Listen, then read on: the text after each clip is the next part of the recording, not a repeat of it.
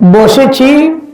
আর আজকের এই ফাতিহা, আজকের এই তাবারক জিনার স্মরণে করা হয়েছে, তিনি হচ্ছেন এমন একজন সাধক, এমন একজন সুফি কবি, যিনি জিনার এত মেধা থাকার পরেও উনি ক্লাস 8 অথবা 9 পর্যন্ত পড়েছেন। সুফি কবি কাজী নজরুল ইসলাম রাদিয়াল্লাহু তাআলা আনহু, উনার এত জ্ঞান থাকার পরেও উনি উচ্চ শিক্ষা গ্রহণ করেন নাই। এটার কারণটা আমি খুঁজতে গিয়ে পাইলাম, অর্থাৎ উনি পৃথিবীর জমিনে একটি বুঝাইলেন, এটা ওনার একটা কেরামত।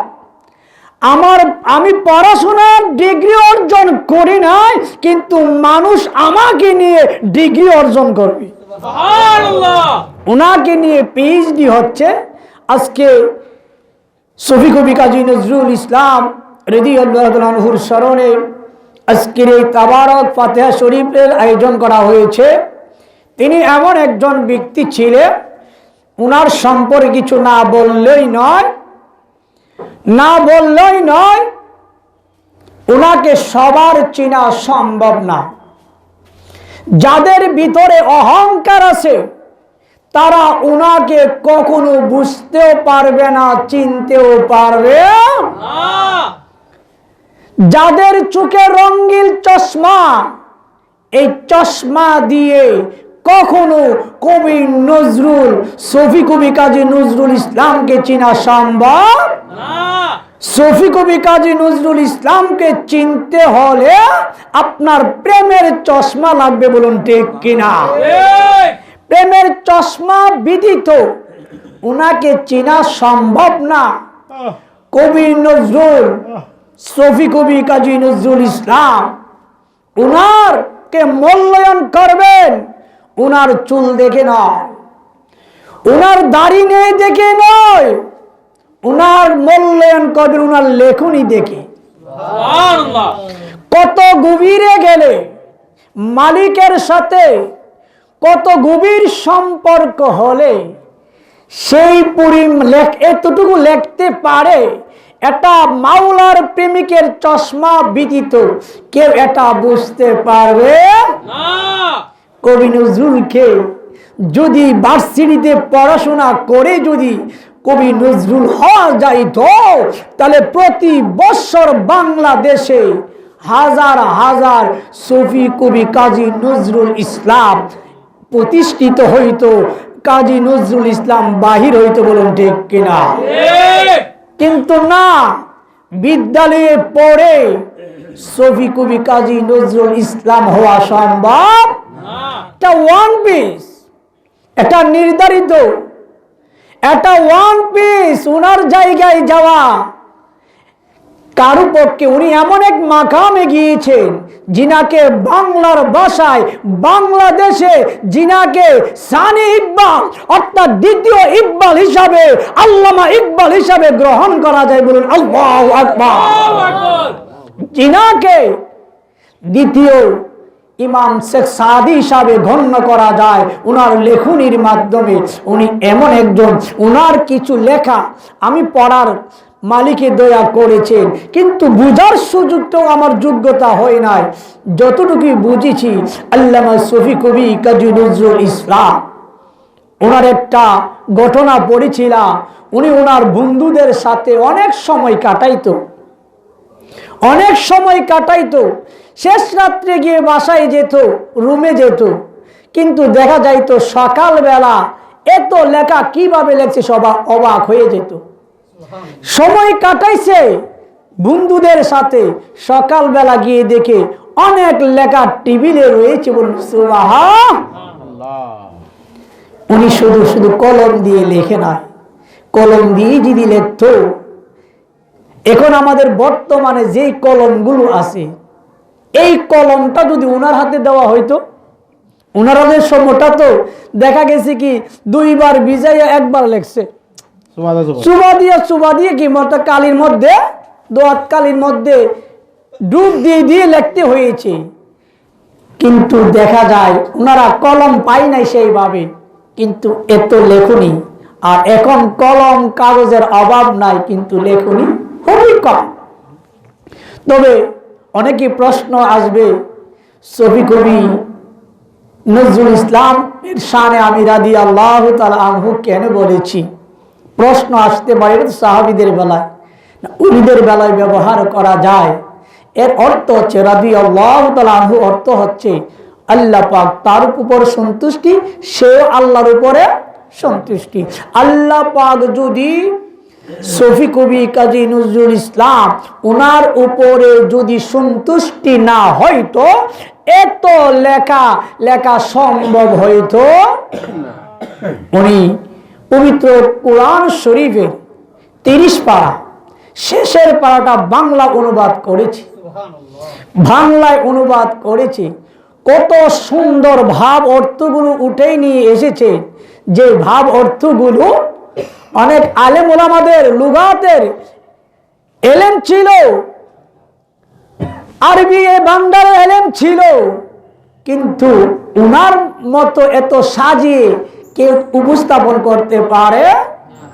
উনার লেখনীটা ছিল, আমার মনে হয় আল্লাহ বলছে উনি লেখছে, এটা যেন এলহামে লেখছে, মালিকে বলছে উনি লেখছেন, আর নহে তো যিনি শুধু মক্তবে পড়েছেন, শুধু মক্তবে পড়েছেন, এরপরে 8 অথবা 9 এও নিয়মিত ক্লাস নাই, রুটির দোকানে থাকছে, অনেক কর্মব্যস্ততা। ওনার বাবা ছোটবেলা মারা গেছে, মসজিদে আজান দিয়েছেন, মুয়াজ্জিন হয়েছেন। এই সময়ের মধ্যে অনেক সময় উনি পার করে দিয়েছেন। এই সামান্য সময়ের মধ্যে উনি জ্ঞান অর্জন করার সময় কোথায় পাইছে? উনি বুঝাইতে চাইছে, আমি অধ্যয়ন না করেও আল্লাহ আমাকে শুধু শিক্ষা দিছে না, আমি একটা প্রতিষ্ঠান, আমি একটা ইউনিভার্সিটি স্বয়ং। কবি নজরুল ইসলাম শুধু একজন লেখক না, কবি নজরুল ইসলাম, ছবি কবি নজরুল ইসলাম শুধু একজন লেখক বা কবি নয়, উনি স্বয়ং জন একটা প্রতিষ্ঠান, ইউনিভার্সিটি। বলুন সুবহানাল্লাহ। উনি যা বলতেন তাই কবিতা হয়ে যেত। ওনাকে ওনার অনেক কবিতা অনেকে অন্যের নাম দিয়ে ছাপাইতো পত্রিকায়। ওনাকে একজন প্রশ্ন করছে ছবি কবিকে, আপনার অনেক লেখা আছে, মানুষে তো তাদের নাম দিয়ে ছাপাই দিচ্ছে, আপনি যখন প্রতিবাদ করেন না? উনি জবাব দিছে, বাবা আমার লেখা অন্যদের নামে ছাপাচ্ছে, জি আপনারটা প্রতিবাদ করবেন না?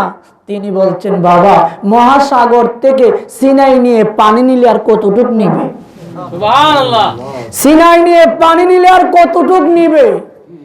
চিন্তা করে ওনার এলেমের গভীরতা কত।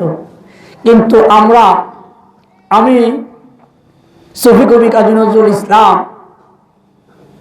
রাদিয়াল্লাহু তাআলা আনহুর মাজারে যখন গেলাম, যাওয়ার পরে ভার্সিটির পাশে যাওয়ার পরে আমার ওনার মাজারটা দেখে আমার হৃদয়টা ভরে নাই। ওই সময় কয়েকজন লোক ছিল, তা আমার পরনে তো পাঞ্জাবি, তারা আমার কথাগুলো, আমি একজনের সাথে শেয়ার করতেছি, আমার কথাগুলো শুনতেছি। এর মধ্যে আমার কথাগুলো শুনে একজনে বলতেছে, হুজুর আপনার মুখ দিয়ে, আলেম ওলামাদের মুখ দিয়ে এই কথা আসবে আমি কল্পনা করি না। কি কথা বলছি আমি বলছি কবি নজরুল ওনার মাজার শরীফটা যেভাবে করা আছে, আমি এতে তৃপ্তি পাই নাই। কারণ উনার লেখনী পড়ে, উনার থেকে জ্ঞান অর্জন করে বাংলাদেশের মানুষ, শত শত হাজার হাজার লক্ষ লক্ষ স্টুডেন্ট জ্ঞান অর্জন করে ভালো একটা আসনে বসে সে অনেক কোটি কোটি টাকার মালিক হয়েছে, রাষ্ট্র চালাচ্ছে।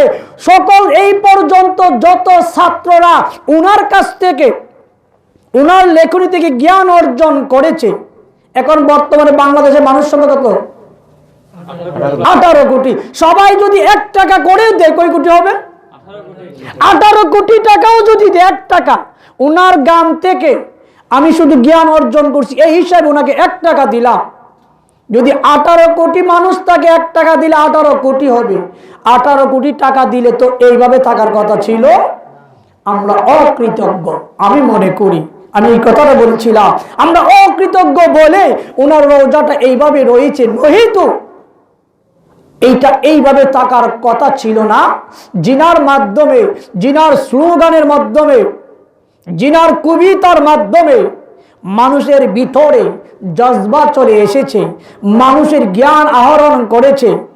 ওনার এমন এমন লেখা আছে, উনি একটা বলেছিল, আমি বিধাতার বাসি, বাজাইলেই বাজি। উনি কত হার যে কথা বলছে, যে কথাগুলো সবার বোঝা সম্ভব না।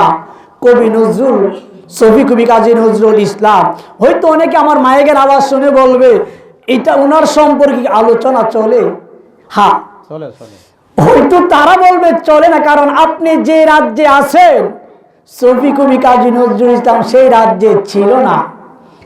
আমি আপনি মাত্র মুসলমানের জন্য, আমি আপনি মুসলমানের জন্য, যে হিন্দু মরে যদি কেউ কাঁদে সে হিন্দু, কেউ মুসলমান মারা গেলে কেউ যদি কাঁদে সে মুসলমান, আর কে উভয় মারা গেলে যদি কাঁদে সেই লোকটা মানুষ।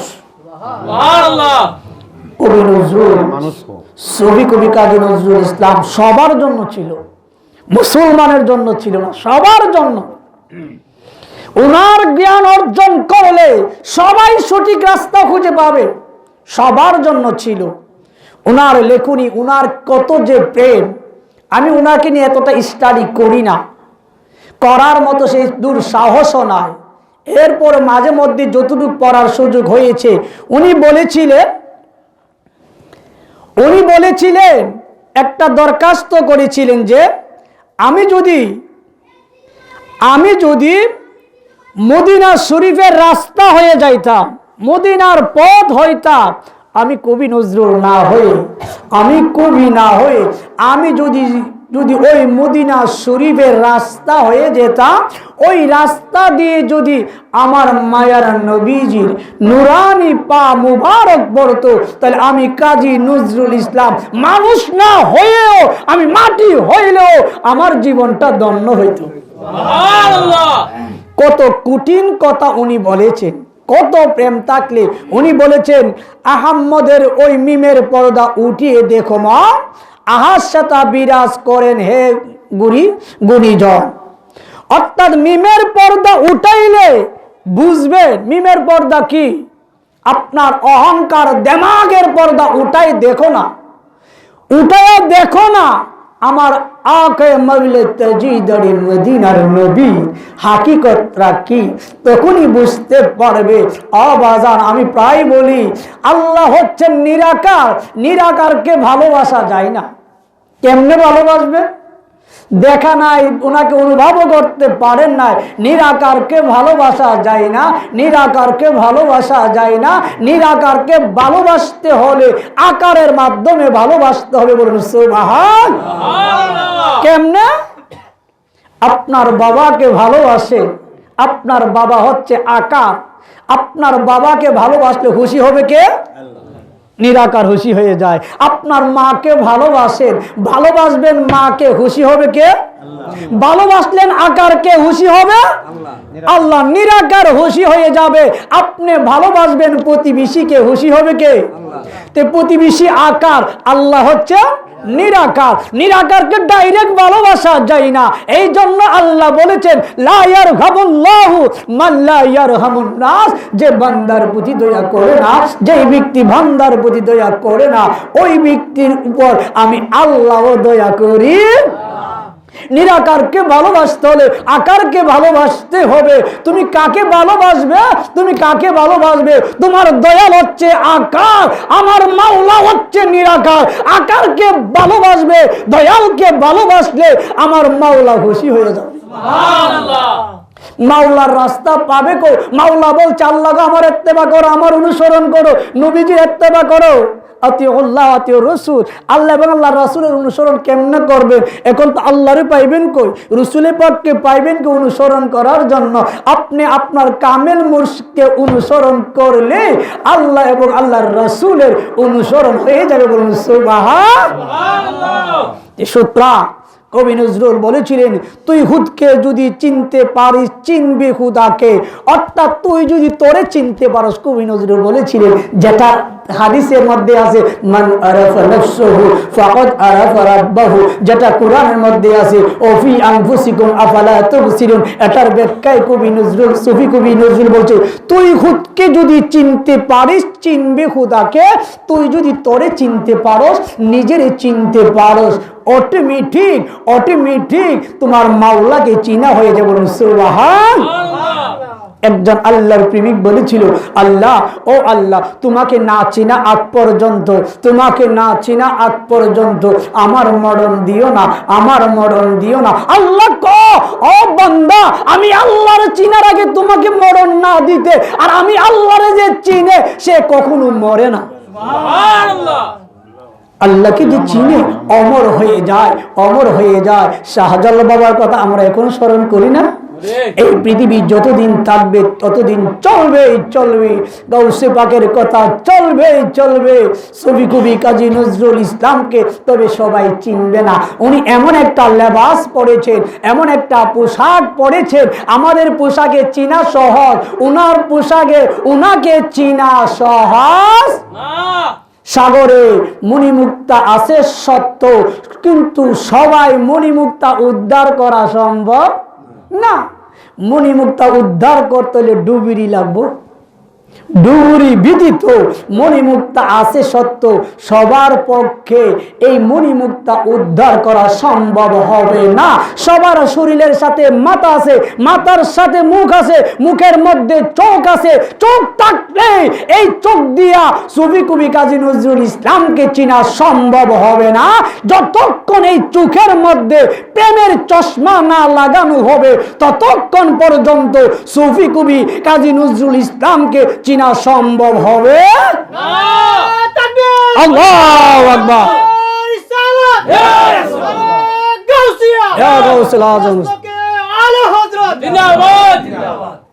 আমার ছবি কবি কাজী নজরুল ইসলাম, যদি আপনারা ওনার স্টাডি যদি পড়েন, ওনার লেখনীগুলি যদি স্টাডি করেন, পড়াশোনা করেন, তখন দেখবেন ওনার মাওলার সাথে যে কত গোপন একটা সম্পর্ক।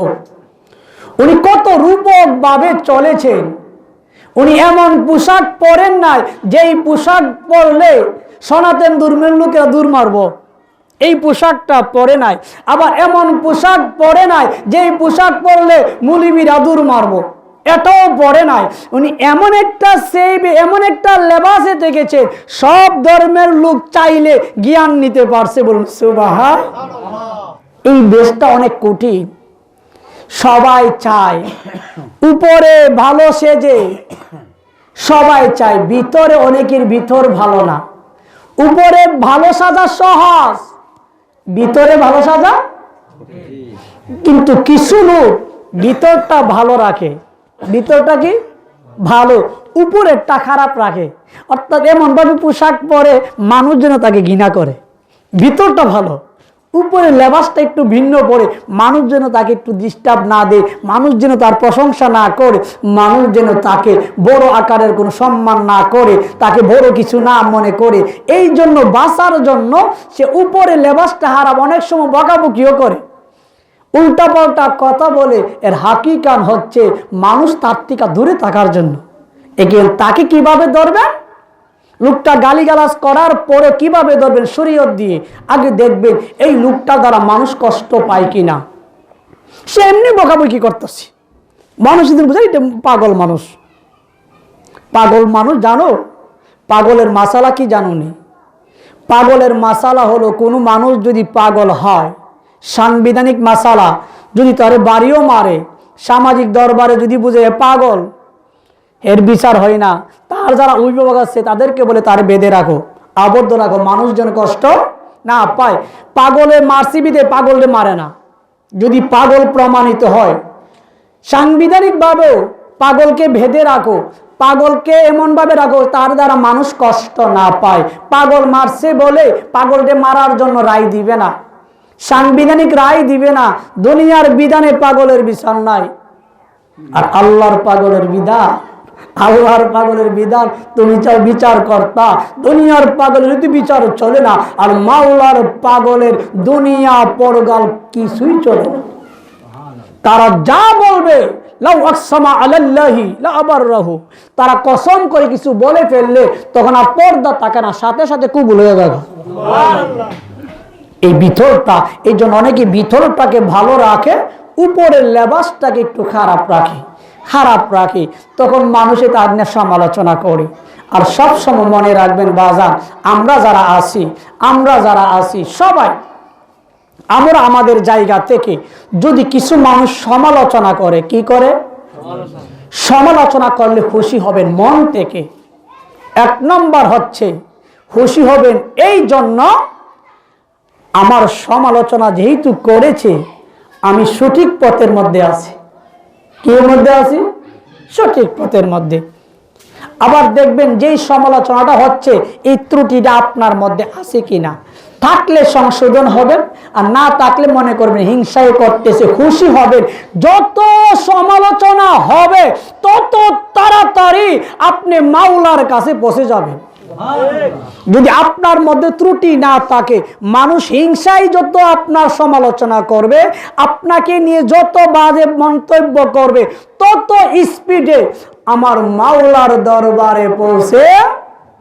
কারণ কি? মানুষ হিংসা করলে আল্লাহর কাছে তাড়াতাড়ি নিবে কেন? আল্লাহ কো বান্দারে, আমি ওই হিংসা যে করে আর ওই বান্দাটার আমি তাড়াতাড়ি নেই কেন জানো? এর কারণটা হচ্ছে আমারে ভালোবাসার কারণে অন্য লোকেরা বাজারও তার না মন্তব্য করছে, সে আমার কারণে গালি শুনতেছে, আমার কারণে তারে ভণ্ড বলতেছে, আমার কারণে তারে বাজে বক্তব্য বলতেছে। আমাকে ভালোবাসার কারণে ওই ব্যক্তিটার, ওই বান্দাটাকে মিথ্যা কথা বলতেছে, আমাকে ভালোবাসার কারণে তার বদনাম মানুষের কাছে ছড়াই দিচ্ছে। আমি তাকে বোঝানোর জন্য তুই সমালোচনা করলে কি হবে? সম্মানের মালিক আল্লাহ, ইজ্জতের মালিক আল্লাহ। তারে বুঝানোর জন্য আমি আল্লাহ তার অতি তাড়াতাড়ি ভালোবেসে দুনিয়ার মানুষকে বলি হে গীবত করবে, আর তোরা দলে দলে ভালোবেসে তার কাছে যাবে, কারণ তাকে সে অনেক গালি শুনেছে। আমি আল্লাহকে ভালোবাসার কারণে, ভণ্ড নাকি এই গালিটা শুনছে, অনেক খারাপ মন্তব্য করছে। সুতরাং আল্লাহকে আপনি নিজের ব্যক্তিগত কাজের জন্য মানুষে বকা দেয় না, সমালোচনা করে না। ব্যক্তিগত কাজে ভুল হয়েছে, আর একটাবার আল্লাহর জন্য একটা গালি শুনছেন, ভালো কাজ করতেছেন, সে হিংসা আপনাকে মন্তব্য করছে, নিজের ধন্য মনে করবেন, আল্লাহ আমি বান্দার জীবনটা ধন্য, তোমাকে ভালোবাসার কারণে, তোমার কারণে একটা লোক আমার গালি দিচ্ছে, আমি নিজের ধন্য মনে করি, তোমাকে, তোমার মতন স্রষ্টাকে ভালোবাসার কারণে আমাকে কিছু লোক গালি দিচ্ছে, আমি নিজের ধন্য মনে করি। আর যদি কখনো পারেন, যেই ব্যক্তিটা গালি হিংসা করার কারণে মালিক আপনাকে ভালোবাসছে, ওই লোকটারে সুযোগে পাইলে চা পারেন, শরবত পারেন, কিছু পান করাইবেন, কারণ ওই লোকটার সহযোগিতা কিন্তু দ্রুত আল্লাহর কাছে গেছে। এই জন্য হিংসা করলে কখনো চিন্তা করবেন না, টেনশন ফিল করবেন না, কখনো করবেন না। যদি টেনশন করেন, আল্লাহ বলে বান্দারে আমার লাগি গালিটা শুনে তুই শুকুর আদায় করলে না, তুই টেনশন করলে, তুইও আমার প্রেমিক হইতে পারলে না। যখন 100 মানুষ সমালোচনা করবে, আর আপনি যখন মাওলাকে বলবেন, মালিক তোমার জন্য একটা গালি শুনছি, আমি বান্দা জীবনটা ধন্য মনে করি। কত আম্মারা আসছে, কত মানুষ দাঁড়াই দিছে, আম্মা গো, দুনিয়ার কারণে অনেক বকা শুনতে পারেন, সমালোচনা শুনতে পারেন, মাওলার প্রেমের কথা শোনার জন্য একজন লোকে আপনাকে নিয়ে মন্তব্য করছে, গালি দিছে, আল্লাহর কাছে ধন্য মনে করেন, আল্লাহ তোমাকে ভালোবাসতে গিয়ে আমি এই গালিটা শুনেছি, আমি এই কথাটা শুনেছি, আমার জীবনটা ধন্য, দুনিয়ার জন্য নয়, তোমাকে ভালোবাসার কারণে বলুন সুবহান। তাহলে সমালোচনাকে যারা যত নিউট্রালি স্বাভাবিকভাবে মেনে নেবেন ততই সফলতা আসবে। আর যখন কোনো ব্যক্তি সমালোচনা করবে, আপনি দাঁড়িয়ে যদি কথা বলেন, তার মোকাবেলা করেন, তাহলে মনে করবেন আটকে গেছেন, আপনার জায়গায় পৌঁছতে সময় লাগবে। এখন রাস্তায় অনেক সময় বের হয়ে যাবে, রাস্তায় অনেক সময় বের হয়ে যাবে। আমি আপনাদেরকে সেটাই বোঝাতে চাচ্ছি, আপনারা মাওলাকে পাইতে হলে কোরআন শরীফ পড়া ভালো কাজ না খারাপ কাজ? ভালো কাজ। আপনি কোনো একটা রাস্তার পাশে বা জমিনে, কোনো একটা জমিনের মধ্যে 3 দিনকে কোরআন শরীফ পড়েন, দেখবেন মানুষ সমালোচনা শুরু করব, কারণটা কি রে, উলে এক কাম ঘটছে, আনুলে এক কাম ঘটবো। কোরআন শরীফ পড়তেছেন, এটা নিয়ে আবার গবেষণা শুরু করবো। ও পজিটিভ না। মানুষের কাছে আপনি মিথ্যা কথা গিয়া বলবেন, হলিল হুজুর এটা করছে ওইটা করছে, মিথ্যা কথা বিশ্বাসের জন্য সাক্ষী লাগে না, এমনি অটোমেটিক বিশ্বাস করবে। তুমি সত্য কথা বলবেন, প্রশংসা করবেন, এটা সাক্ষী লাগবে। মিথ্যা কথা বিশ্বাস করতে সাক্ষী লাগে না, কিন্তু সত্য কথা বুঝাইতে গেলে সাক্ষী লাগে। আমরা এমন একটা দেশে আছি, এমন একটা জায়গার মধ্যে আছি, আপনার কষ্ট হইতেছে আর বেশি সময় না বাবা। তাহলে আজকে থেকে যদি আমাদেরকে কোনো মানুষ সমালোচনা করে, এটাকে আমরা ভিতরে কষ্ট নেব না আনন্দ নেব? আনন্দ নেবেন। তবে প্রথমে দেখবেন একটা সমালোচনা করলে আগে আপনার এই কাজটা ত্রুটি আছে কিনা। আমি একজনের ফল পেরে লেছি, ইমুকে গাছে চুরি করছে, সমালোচনা করতেছে, আগে দেখবেন ফলটা পারছেন কিনা। যদি পেরে থাকেন অবশ্যই অপরাধ করছেন, এখানে খুশি হওয়ার বিষয় নেই, তওবা করার বিষয়। আর দেখছেন না, অনেকে বলতেছে এত বন্ডামি করতেছে, ওইখানে যা ওইখানে যা, বিভিন্ন বিষয় বলতেছে, দেখতেছেন এটার মধ্যে কোনো ত্রুটি নাই আপনার দৃষ্টিতে, বা অন্য একটা মন্দ কথা বলছে, এটা আপনি করেন নাই। আপনি মনে করবেন আমার আল্লাহ আপনাকে ভালোবাসতেছে। আল্লাহ যখন কাউকে ভালোবাসে, এই লোকটারে পরীক্ষার জন্য, এই লোকটার রাগটা মিটছে কিনা। আল্লাহকে আমার একটা ধন দেওয়ার আগে আমি দেখি আমার বান্দাটার ধৈর্য কতটুকু। কারণ আমি যদি কাউরে ধন দিয়ে দেই, আর একটা লোক যদি তারে গালি দেয়, আর দণ্ডা পাওয়ার পর যদি গালি দেওয়ার পর যদি বলে যাই মুখে ধ্বংস হইতো, বলতে দেরি হবে, ধ্বংস হইতে দেরি হবে না। আল্লাহ আমার ধনটা দেওয়ার আগে দেখি এই লোকটারে আঘাত দিলে বদদুয়া দিব কিনা। যখন দেখেন না বদদুয়া দেন, আল্লাহ যখন আপনাকে ভালোবাসবে, কিছু লোক আপনার বেশি বেশি করে সমালোচনা করবে, সমালোচনা করে দেখবে আপনি জবাব দেন কিনা। যখন দেখেন আল্লাহ রাত্রেবেলা বলছেন আল্লাহ যারা আমার সমালোচনা করছে তাদের প্রতি আমার কোনো অভিযোগ নাই, আমার কোনো অভিযোগ নাই, আমি ক্ষমা করে দিছি, তুমিও ক্ষমা করে দাও। তখন আল্লাহ হ্যাঁ এখন আমার গুণে গুণান্বিত হইছো, এখন তোমারে ধন দিলে আরেকটা বান্দা কষ্ট পাবে না। তাহলে এখন থেকে যখন কোনো মানুষ মন্তব্য করবে, সাথে সাথে দেখবেন আপনার মধ্যে আসেনি। যদি না থাকে তাহলে এটা কি কষ্টের বিষয় না আনন্দের বিষয়? আনন্দের বিষয়। আনন্দের বিষয়। ওয়াজ বুঝা কইতিব, কোন জায়গায় সুবহানাল্লাহ আর কোন জায়গায় নাউজুবিল্লাহ বুঝা কোন লাগবো নি, আর বুঝা কইতিলে আলোচনা মনোযোগ শুনুন লাগবো নি, শুনতে হইব। শোনার পরে বুঝন যাবে কোথায় আউজুবিল্লাহ কইতে হইব, কোথায় নাউজুবিল্লাহ কইতে হইব। তে আমরা মানুষ সমালোচনা করলে আমরা অনেক সময় কষ্ট পাই। তবে ইনশাআল্লাহ আমি আমার জায়গা থেকে বলছি, আমিও প্রাথমিক পর্যায়ে পাইতাম, এখন এখন আলহামদুলিল্লাহ চেষ্টা করি কেউ কোনো সমালোচনা করলে আমি অনেকটাই আনন্দ পাই, অনেকটাই আনন্দ পাই। তবে শতভাগ না, মোটামুটি চেষ্টা চালাচ্ছি। যখন কেউ সমালোচনার কথাটা কানে আসে, আগে আমি দেখি আমার মাঝে এই ত্রুটিটা আসেনি। যখন দেখি এই ত্রুটিটা আমার জানা মতে নাই, তখন আমি আনন্দে মালিক একটা কথা বলি, মালিক তুমি বুঝি আমার ভালোবাসতেছো, আর ভালোবাসার জন্য তারা আমার সমালোচনা করলে তাদের প্রতি রাগ করি কিনা এটা বুঝাইবার জন্য পরীক্ষা নিচ্ছ।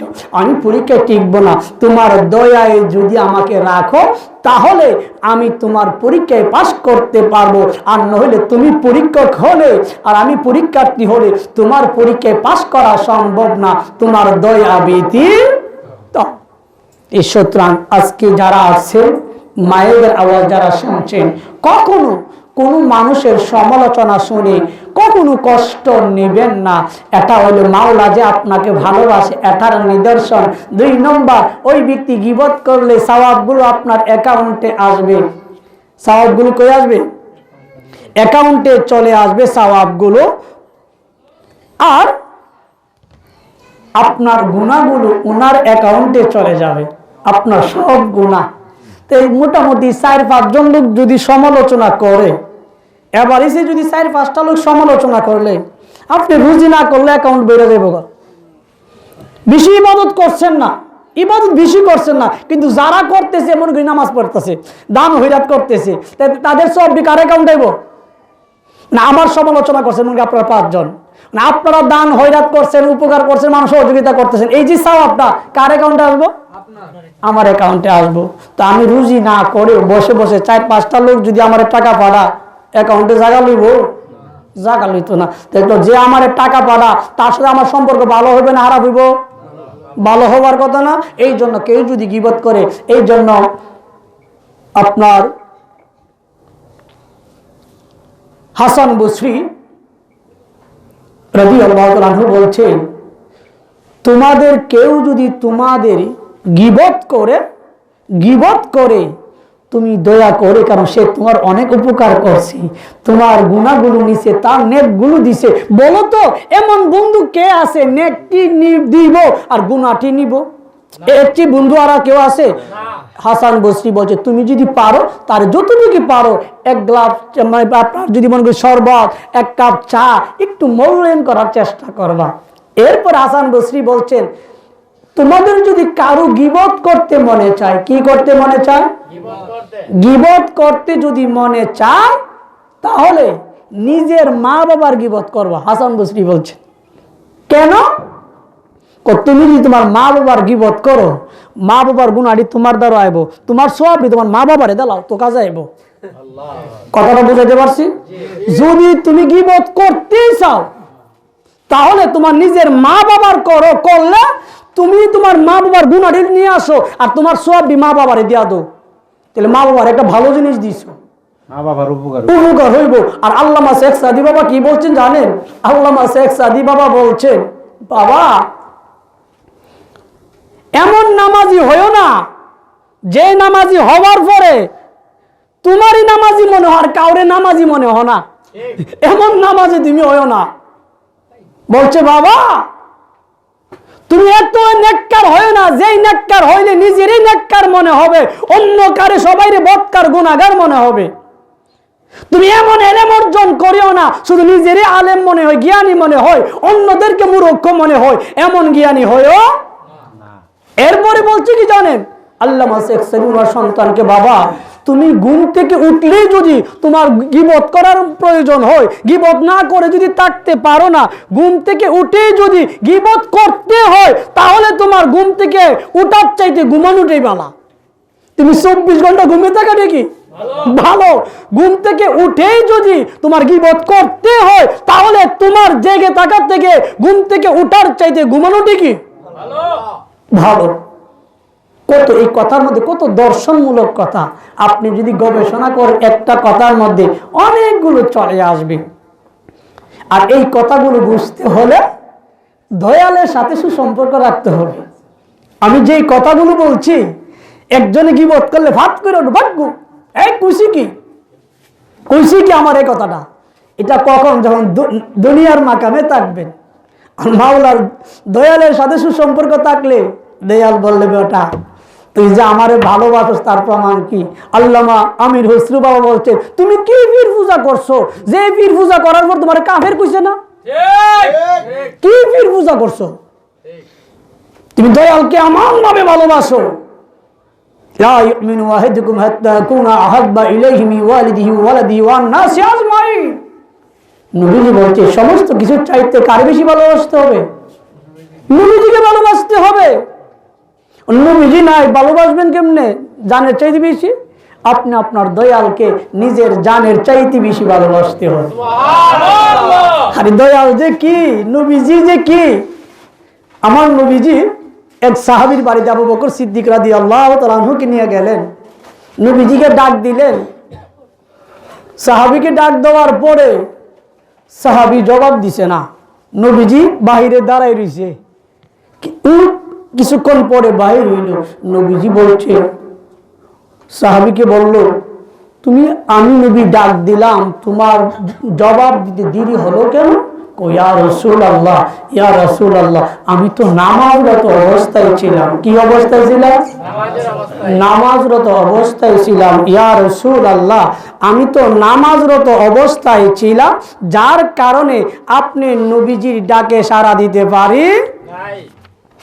এই কথাটা আমি আমার কিতাবের মধ্যে উঠাইছি, একদিন বিস্তারিত বলবো, সংক্ষিপ্ত বলতেছি। পরে নবীজি বলছে, হুজুর আপনি ডাক দেওয়ার পর তাড়াহুড়া করে নামাজটা শেষ করে এই জন্য আপনার সঙ্গে সঙ্গে সাড়া দিতে পারি না।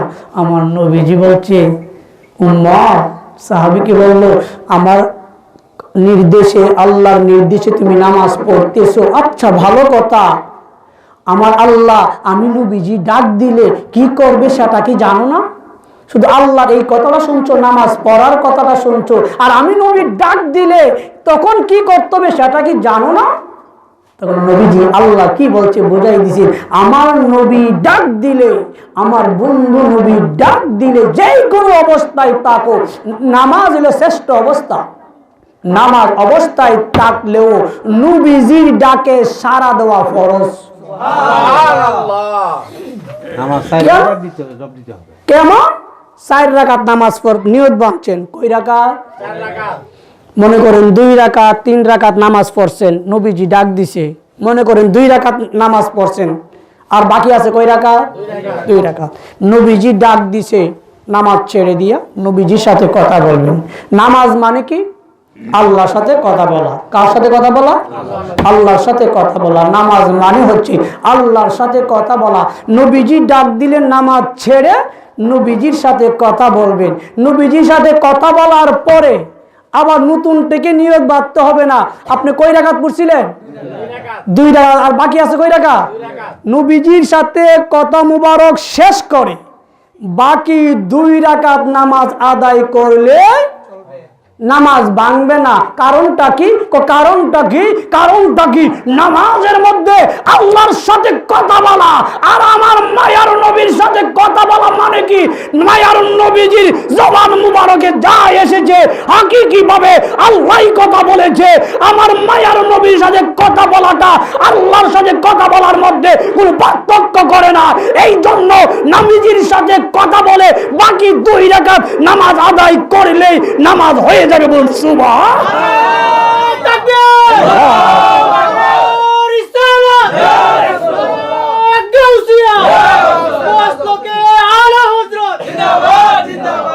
আল্লাহ হুজুর সাহাবা নামটা জানো কি? ওনার নাম হচ্ছে কাহাব ইবনে কি নামটা হাদিস শরীফে এখানে উঠাইছি রাখছি, আমার মনে হইতেছে না তো। যে নবীজি সরকার মদিনা হুজুর পুর নূর সাল্লাল্লাহু আলাইহি ওয়াসাল্লামের সাথে কথা বলাটাও নামাজের বাইরের অংশ না, ভিতরের অংশ। বাইরের অংশ হইলে নামাজ ভেঙে যেত।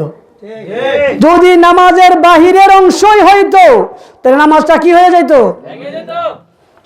উবাই সাহাবীর নাম ছিল উবাই, মনে হয় ওনার নামটা দেখেন হাদিস শরীফে হযরত আবু হুরায়রা রাদিয়াল্লাহু তাআলা বর্ণিত। নবী করিম সাল্লাল্লাহু আলাইহি সাল্লাম বলেন, হযরত উবাই ইবনে কাব, উবাই ইবনে কাবের বাড়িতে আমার আপনার মায়ার নবী। এটা কোন কিতাবের মধ্যে রয়েছে? এটা হচ্ছে আপনার তিরমিজি শরীফের 2875 নম্বর হাদিস, ইমাম বাইহাকির আপনার হাদিস নম্বর 3954 নম্বর হাদিস, ইমাম আবু মোহাম্মদ বগবী শরহে সুন্নালিল বগবী ওই কিতাবের 4 নম্বর খণ্ড 446 নম্বর পৃষ্ঠা, ওই কিতাবের মধ্যে একাধিক তাফসিরে বগবীর মধ্যে আছে এই হাদিস শরীফটা রয়েছে। এই হাদিস শরীফের মধ্যে উবাই ইবনে কাবের বাড়িতে আমার আপনার নবী গেলেন। যাওয়ার পরে যখন বললেন, নবীজি তাকে আহ্বান করলেন, অতঃপর উবাই ইবনে কাব নামাজের মধ্যে মগ্ন ছিলেন। নবীজি তার কারণ জিজ্ঞাসা করলো, ও কাব, তুমি তো বিলম্ব করলা কেন? ইয়া রাসূলুল্লাহ, আমি তো নামাজরত অবস্থায় ছিলাম। কি অবস্থায় ছিলাম? নামাজরত অবস্থায় ছিলাম, যার কারণে সাথে সাথে সাড়া দিতে পারি না। নামাজের মধ্যে আল্লাহ, আমি এই হাদিস শরীফটা একদিন আলোচনা করব, ব্যাখ্যা করব এই হাদিসের মূল হাকিকত কি। তবে এইদিকে আসতে যাচ্ছি না। তাহলে সাহাবীর নামটা হচ্ছে উবাই ইবনে কাব। ওই সাহাবীর নবীজি বলছে, তুমি জানো না আমি নবীজি ডাক দিলে নামাজ অবস্থায় কি করতে হবে? আল্লাহ কি ফয়সালা দিয়েছে? আমার নবীজির আহ্বানকে অন্যজনের মতো আহ্বান মনে করিও না। নবীজির সাথে কথা বলা যায় নামাজের বাইরের অংশ না, ভিতরের অংশ। সুবহানাল্লাহ না? আর এই কথাগুলো বুঝতে হলে বাজান একজন দয়ালের কাজ লাগবে। দয়াল ছাড়া আমার এই যে কথাগুলো বলছি আপনারা বুঝবেন না। এই দয়ালের সাথে আপনার দয়ালের সাথে মুরিদ হইলে চলতো না। একবারে সহবতে যতটুকু সম্ভব দয়ালকে সময় দিতে হবে। সঙ্গী না হলে ওই সঙ্গের কথা পাবেন না। তো সব দয়াল সবাইকে সব কথা বলে না। তুমি কাউকে রাখো আশেপাশে গো, কাউকে রাখো কথার বাসে, আবার কাউকে রাখো হৃদ মাজারে গো, প্রেম শিকলে বেঁধে লও, গোপন কথা জানলে লোকে পাগল কর। কাউকে রাখো আশেপাশে গো, সবাই হৃদয়ে রাখে না তো। আর হৃদয়ের জায়গা সবাই হয় না। আপনি 10 জন বন্ধুর লগে চললে 10 জনকে হৃদয়ে জায়গা দেওয়া যায়? হৃদয়ে জায়গা পাওয়াটা এটা কঠিন ব্যাপার। কাউকে রাখো আশেপাশে গো, কাউকে রাখো কথার বাসে, কাউরে বুঝায়া কথার সিস্টেমে সান্ত্বনা দিয়া, কাউকে রাখো কথার বাসে, আবার কাউকে রাখো হৃদ মাজারে গো, প্রেম শিকলে বেঁধে লও, গোপন কথা জানলে লোকে পাগল কর। কারণ কিছু ভক্তের সামনে গোপন কথা কইলে সমস্যা নাই, আর কিছু ভক্তের সামনে গোপন কথা কইলে বুড়ির বাজাকে উড়ে নেব। ঠিক নেবে ঠিক। এই জন্য কাউরে মানে আশেপাশে রাউন্ড লাগে, কারে কথার বাসে রাউন্ড লাগে, আর কয়েকটারে হৃদয়ের ভিতরে হৃদয়ের কথা বলতে হয়। এই জন্য প্রেমিকে বলে প্রেম নদীতে কত মধুর রসিকে জানে, অরসিকে বুঝবে কেমনে রসিকের সঙ্গ বিনে। প্রেম নদীতে কত মধুর রসিকে, বলুন প্রেম নদীতে কত মধুর রসিকে জানে, যাদের আছে প্রেম সম্বন্ধ তাদের নাই আর কামের গন্ধ, প্রেমে কথা বিনে। যাদের আছে প্রেমের সম্বন্ধ তাদের নাই আর কামের গন্ধ, প্রেম কথা বিনে। ওরে কাম থাকিলে প্রেম হবে না, কাম থাকিলে ব্রজ গোপীর ভাবিনে। প্রেম নদীতে কত মধুর রসিকে জানে, বলুন প্রেম নদীতে কত মধুর রসিকে জানে, ও রসিকে বুঝবে কেমনে, ও রসিকে রসিকের সঙ্গ বিনে। প্রেম নদীতে কত মধুর রসিকে জানে, যারা প্রেমের সাঁতার কাটে তারা অমূল্য ধন লই গো তুলে অতি যতনে। যারা প্রেমের সাঁতার কাটে তারা অমূল্য ধন লই গো তুলে অতি যতনে। তাদের শুদ্ধ গতি শান্তমতি, শুদ্ধ গতি নিশানা তার নয়নে।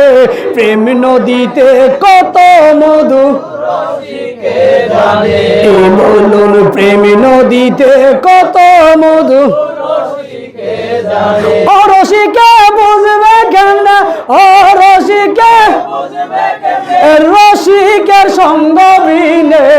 প্রেম নদীতে কত মধু রসিকে জানে, কামে প্রেম একই ভাণ্ড তাতে আসে আজব কাণ্ড, গই গোলামে বলে। কামে প্রেমে একই ভাণ্ড হাতে আসে আজব কাণ্ড, এই আশিকি বলে। আরে বালু হতে চিনি হাওয়া, বালু হতে চিনি হাওয়া, পিপিরা বিনে কে জানে, প্রেম নদীতে কত মধু বলুন, প্রেম নদীতে কত মধু, ও রসিকে বুঝবে কেমনে, রসিকের সঙ্গ বিনে, প্রেম নদীতে কত মধু। আল্লাহ সুবহানাহু ওয়া তাআলা আযজা ওয়া জাল্লা আমাদের সবাইকে কবুল করে, সবাই বলুন আমিন। আমি আজকে সুফি কবি কাজী নজরুল ইসলামের কিছুটা অখিয়া, ওনার যে কিছু সম্পর্কে তুলে ধরেছি, ওনার যে কত গভীরতা, আল্লাহ সুবহানাহু ওয়া তাআলা আযজা ওয়া জাল্লা ওনাকে দেখিনি, তবে ওনার লেখনী পড়ে বুঝতে পেরেছি মাওলার সাথে ওনার গভীর একটা গোপন সম্পর্ক রয়েছে। বলুন সুবহানাল্লাহ। উনি যেন মালিককে বলছে আর উনি যেন লেখছে। আর নহিত এত অল্প সময়ে এতগুলো লেখার কথা না, এতগুলো লেখার কথা না। আর উনি একটা কেরামত দেখাইলেন, আমি বিদ্যালয়ে পড়ি নাই, আমি ডিগ্রি অর্জন করি না, কিন্তু মানুষ আমাকে নিয়ে পিএইচডি অর্জন করবে। এটা একটা ওনার কেরামত। উনি ইচ্ছা করলে পড়াশোনা করতে পারতেন। আল্লাহ বুঝাইছে, আমি আল্লাহ বিদ্যালয়ে না পড়াই, মান জাহাদা বিদ্দুনিয়া আল্লামাহুল্লাহু তাআলা বিলা তাআল্লুমিন। অর্থাৎ আল্লাহ যারা এলেম দেয়, দুনিয়ার শিক্ষা প্রতিষ্ঠানে এলেম লাগে না, অটোমেটিক আল্লাহ সিনার মধ্যে এলেম দান করে দেব। সুবহানাল্লাহ। এবার আজকে আমার আলোচনার পাশাপাশি ইচ্ছা ছিল, আমার আল্লাহ এই দুনিয়াটা বানাইছেন কাদের জন্য? আমাদের জন্য। কার জন্য? এত সুন্দরভাবে আল্লাহ দুনিয়াটারে সাজাইয়া, আবার আল্লাহ বলতেছে দুনিয়া থেকে দূরে থাকার জন্য। আল্লাহ আমরা লাগি বানাইয়া আমরা দূরে থাকবো কেন? এটার বিষয়ে আগামী শুক্রবার ইনশাল্লাহ আলোচনা করব। আপনারা 8:30টায় যথাযথ